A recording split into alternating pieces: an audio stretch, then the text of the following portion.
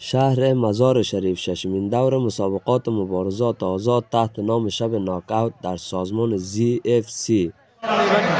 در این دور مسابقات 12 جور از مبارزین در دو کاتگوری مرکزی و نیمه مرکزی با همدیگر به رقابت پرداختند که هر سه مبارز افغانستانی توریالای ملکزاده، ذبیح الله پروانی و هارون بدخشی توانستند سه حریف ایرانیشان را در راند اول ناکاوت نمایند.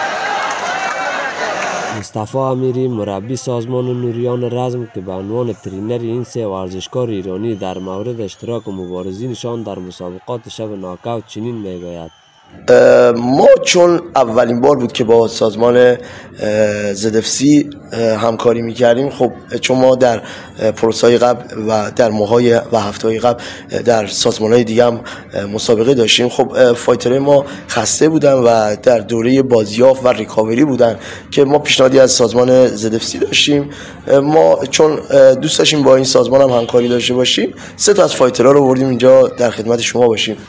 هارون بدخشی ورزشکار افغانستانی که حریف ایرانی اش را ناکاوت کرد از مردم افغانستان خواست تا تمام ورزشکارانشان را در این عرصه حمایت نمایند. تشکر بسیار زیاد، سلامت باشین. تشکر که باز نگوییم از تمام وطنی عزیزم که مردای خود همراهی کردن، تشویق کردم. که بسیار از زیاد وطنی عزیزم منتظر فایت مرکزی و معرفی محمد آقای چراغی بود که البته خیلی یک فایتر تجربه و فایتر قوی بود که از کشور ایران خوشبختانه با دوای هموطنان عزیز و حمایت عزتون شکست شد. بدخشی صاحب، ما در اونجا وقتی که دیدیم یک کلی موتر هم در اونجا کشیده شد، از ماجرای کلی موتر برای ما قصه بگو.